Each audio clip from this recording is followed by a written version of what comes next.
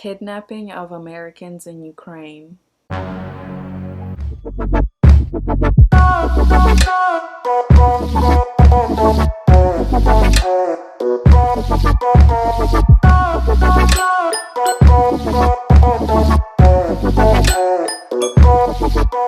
Guys, I'm so sorry. I haven't been making videos for over a month at this point.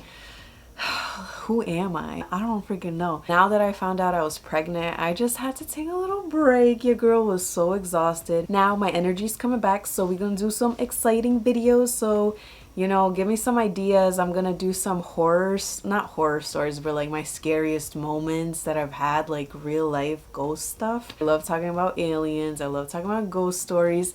So that's what we're gonna be doing the next couple videos. Unless you guys have any other ideas, let me know. Let a girl know. Today's video is gonna be a real life story that's happened to me. I felt like this would be a good video to start off my YouTube like consistency on. It was like a near death experience for me, I would say, because I almost got kidnapped in Ukraine when I was like 16 years old. I think it was my first time going to Ukraine, like visiting back, because I was born there. If you guys don't already know, I came to America when I was 6. It was either in 2010 or 2011 I went to visit. And you know, I feel like at that age and you're in high school, you have such a mindset of like, you know, I know best, I know everything, I know what I want to do in my life. I don't really like no one telling me like, no, like this is how you should think about life. You got to be careful. Like there's always dangerous people. You got to be careful who you talk to. Like, nah. I was just like, nah, I got this, you know, I know what to do, okay? Made a lot of mistakes in high school. You know me, that was my mindset. I have this cousin, or I don't really know how he's related to me. I don't even know if he's related. No, I think he is related to me. He was like the closest person my age, like family wise. So I guess they told him like, hey, why don't you take her out a couple places? And we got along. I got along with his friends, and we would just all hang out a lot. I feel like if you're traveling anywhere and it's a new place, you're not familiar with it, don't go alone, or like have something to protect you, like a pocket knife or like pot pepper spray. I don't know what people use, but I just personally don't go out alone at night or walk anywhere alone at night. So I usually don't carry, well, I don't carry stuff like that, but I should now. But anyway, so we were at like some like gathering or birthday in like a restaurant in the center. And you know, it's a lot of people, everyone's in bars and the clubs and whatever. And yeah, I wanted to go home, or like, I don't really know, it was kind of whack. Like it was kind of whack. It was like, okay, like I want to go home, can you take me home? And he was like, oh, don't worry, just, you know, I'll put you in a taxi, I'll like make sure I tell the guy where to go, whatever. So he called my aunt, because that's who I stayed with. Every time I go to Ukraine, I stay with my aunt. She was like, yeah, you should go with her, like, you know, it's nighttime, you shouldn't just let her go alone.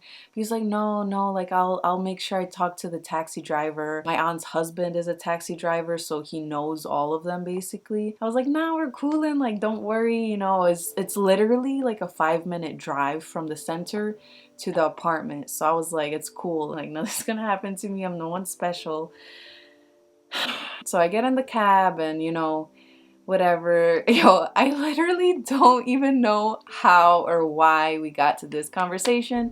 I've always had this thing, this anger towards some of Ukrainian culture of like the husband, you know, is tough and does all the work, whatever, and the woman just makes sure he gets his meal every meal, that she cleans the house, makes it spotless, you better make that soup. I don't know how the topic of women and men roles got brought up, but it did. Oh, okay, I remember. So he asked me where exactly is the address, and I said, oh, I don't know, but like I know how to get there, so I'll just tell you directions. It was like, oh, so I'm guessing you're not from around here. And I'm like, yeah, something like that.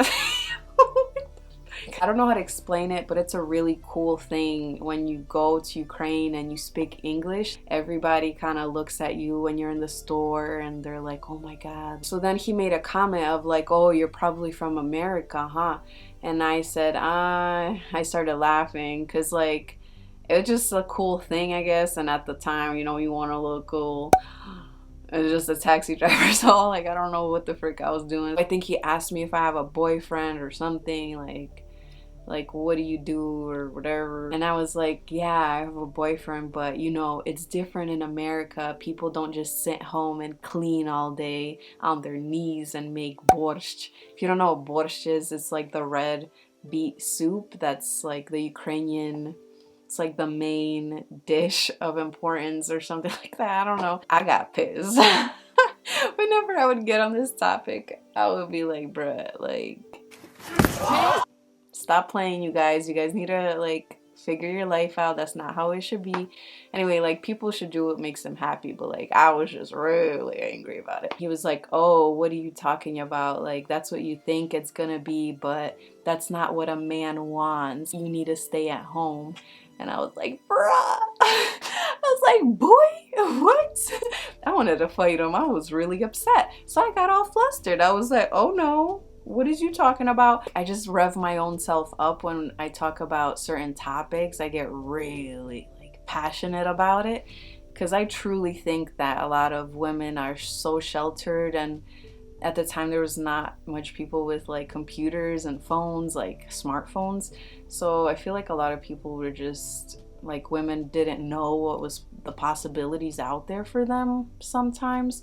So I was just like being, you know, spreading the word and stuff. We were driving in the center and there's like this big church, and we drove next to the big park, and there's like a big lake there in the center, and then there's a big ass forest. That's where people go camping. That's where, like, you know, weird stuff happens, I guess. I don't know. We're driving by the lake. All of a sudden, like, it got quiet, and then he was like, you know, it's funny because I could take you right now down this road. Like, there's like a path for cars to get through into the forest. And he was like, you know, it's funny because I could take you right now down that path and no one's gonna know. No one's gonna find you. I was like, holy shit. It's kind of funny now because I don't know why I was so like uneducated to not have a plan, to just be talking about stuff like that with strangers, people you don't know what they're capable of. Obviously, one of the things I thought is to jump out of the car, if anything, if he's really gonna take that turn, because we were supposed to keep going straight down the main road. So I'm like, bruh, if you take this turn, I'm gonna have to jump out the freaking vehicle and like hurt myself. I tried the handle like quietly and it's locked. Like, he locked all of it and you can't unlock it. Like, he took out the locks where the passenger can unlock it. I was like, okay, so if I can't get out, I don't have any weapons on me. I have like my little flip phone that was my grandma's, but I'd use it while in Ukraine so I could call in case of emergency. I don't know why I didn't call, because I should have dialed my aunt and then just kept it like this and been saying to him like, what are you talking about, like what did you just say, and then you know what I'm saying. I would make like a comment of where we're at type thing. I don't know, I didn't even think about that though. I don't know what was wrong with me. Now I think about that stuff because I've been through that. But what's important is that you guys think about this before anything happens. I always have a plan, even here at home. Like, I always think about if I'm in bed and I hear something and someone's freaking walking in, or you know, I hear robber, like I'm freaking busting out the window. So he ended up like keeping driving and he didn't go into the forest. So I was like, oh my god, okay, maybe he was just joking, but like that's a weird joke to do. So that's when I knew like this dude he's not a cool dude. It was very unfortunate. And then we kept driving, whatever. I tell him which way to go, and at that point it was just quiet. Like, we weren't saying anything at all because I was freaking out. And maybe he got a little scared that like I will call the police, or the police don't do nothing there, I feel like. By the way, it's very corrupt. Y'all need to hire some new polices and whatnot. Then we pull up to the driveway of like where the apartment buildings are, because it's like a lot of them. I was like, okay, so how much is it gonna be? And then he tells me, and then I give him the money. I was waiting for change. He's like, I'm not gonna let you out unless you give me your number. so I can like see you again.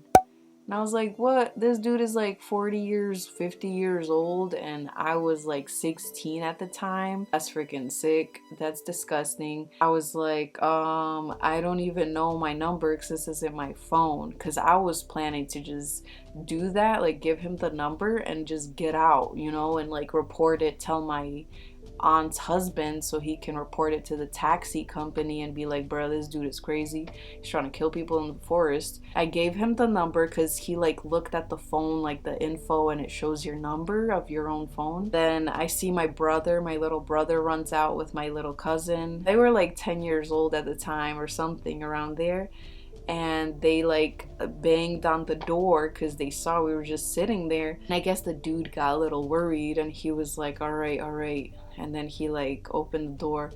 Oh my god, I ran out of there so freaking quick. I started crying when I got upstairs, and I started telling my aunt everything and her husband, and he got pissed. He got upset and he called right away. He called the police, he called the taxi company, he did all of that. And like, I don't really know what happened. Actually, I'm kind of curious because after I left Ukraine, I just never really wondered. I didn't really care because I'm like, I'm never getting in a taxi alone. Stuff like that happens, and happens everywhere. And actually there's like a warning when I check the main travel page, and it does have a warning, and certain areas are more like scarier than others, but it does say like basically what I did, like don't do that. Just because nothing's ever happened to anyone you know doesn't mean it's not gonna happen to you, and doesn't mean it just happens in movies, because that was a freaking crazy experience for me. And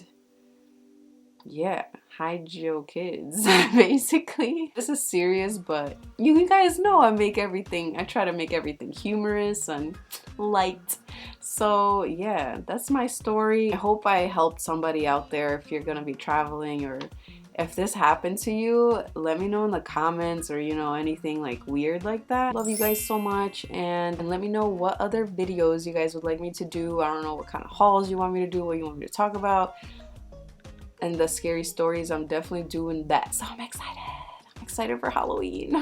Thanks for watching again, and I'll see you guys in the next video.